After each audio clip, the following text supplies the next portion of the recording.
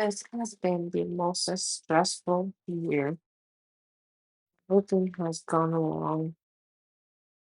Hurricane Milton still left me struggling. As you guys can see, kitchen, flooring, roof, yard, leaf.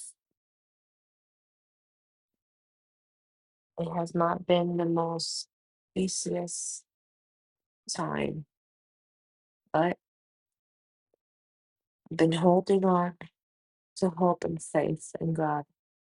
That's the only thing that keeps me going. I've had a few people, good people, to help, and I appreciate that. I have ones that have left me hanging, and I have ones that have taken advantage, done a bad job, and took the money. And then there's the kind people that are really wanting to help and are trying to help, but yet we're lacking on the money part because yet there's still material that needs to be bought. There's expensive. They have to drive.